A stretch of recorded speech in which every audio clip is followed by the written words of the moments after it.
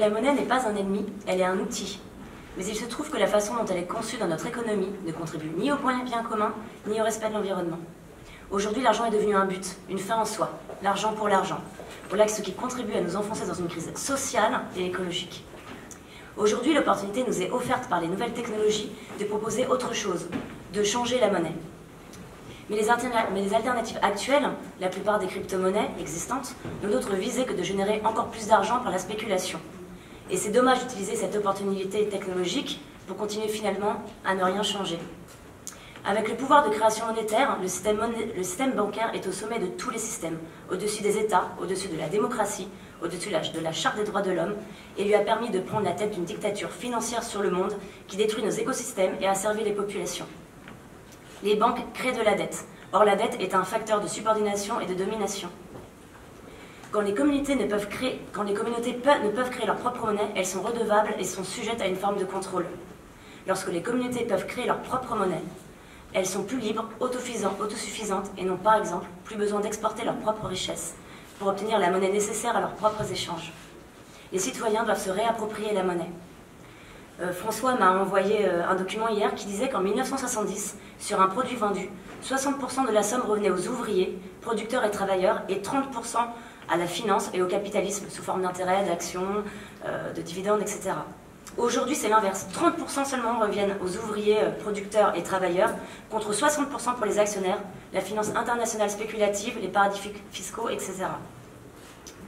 Le fossé entre les classes se creuse encore.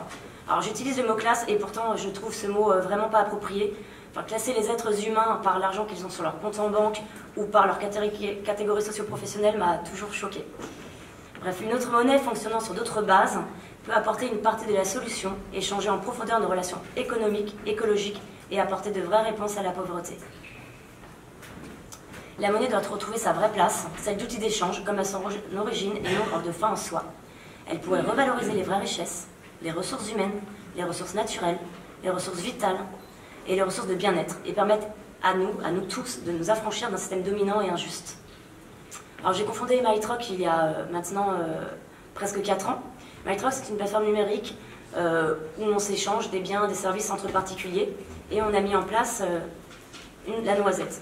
Donc la noisette, c'est une monnaie éthique qui est au service du développement durable et de l'humain. Elle favorise l'entraide et une consommation responsable et circulaire. Elle diminue le gaspillage, la surconsommation et la pauvreté en donnant l'accès à tous à des biens et des services sans préoccupation financière, sans contrainte financière. Elle est non spéculative. Pardon, j'ai mon ordinateur qui a bougé. Elle est non spéculative, non convertible en euros, mais convertible avec d'autres unités de temps, par exemple avec les unités des banques de temps, des selles, des accorderies, et j'espère bientôt avec les monnaies locales. Donc la noisette est un outil de mesure d'échange qui est basé sur le temps pour les services ou sur la valeur que donne le propriétaire à son bien. Pas de taxes, pas de dettes, pas d'inflation, pas de déflation. C'est un système plus libre, plus juste, qui n'est pas risqué, car les richesses sont immédiatement partagées.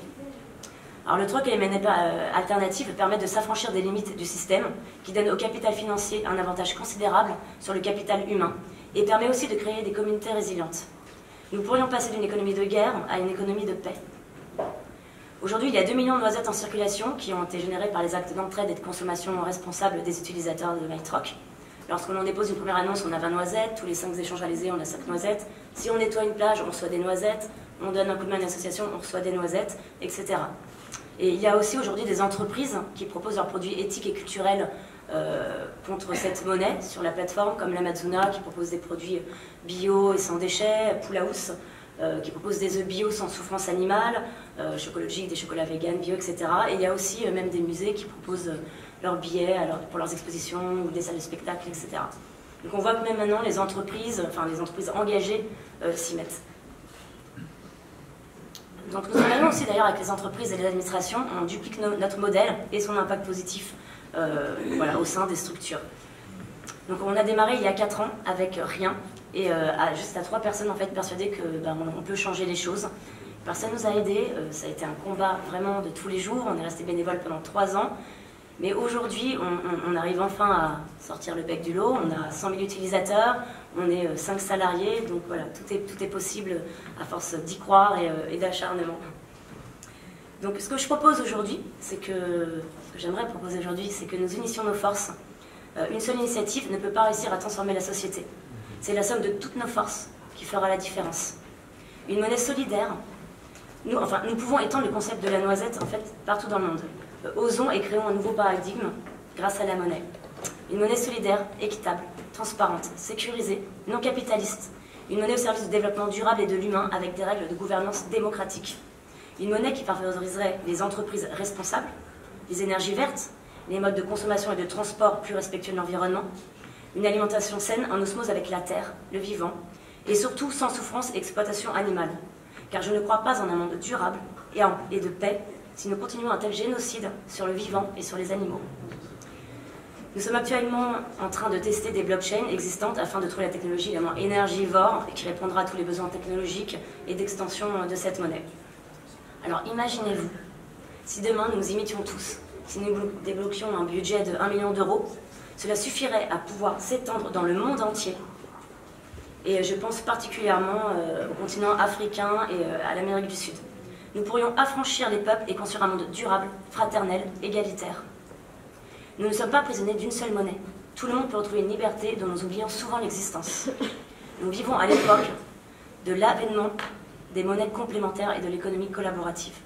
L'union fait la force. Unissons-nous autour de notre vision et de notre volonté de transformer la société. Les belles paroles, c'est bien, mais ce sont les actes qui changent le monde.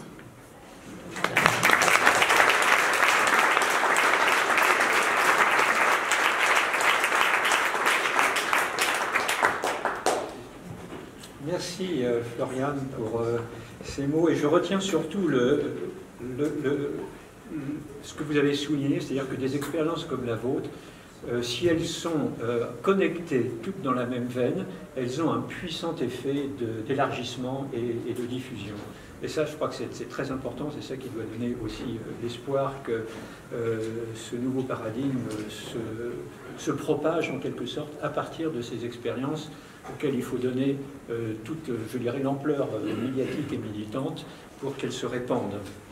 Et puis, c'est pas la première fois que je t'entends, et ce que j'admire beaucoup, c'est à la fois qu'elle combine l'énergie, la clarté et la rapidité d'élocution. Heureusement, on n'a pas d'interprète simultané, parce que si on avait des interprètes simultanés, au mieux, il s'essouffle, et au pire, il s'écroule. Mais là, comme nous sommes entre francophones, ça marche parfaitement bien. Tout le monde a compris et apprécié donc, ton exposé. Voilà, je vous remercie.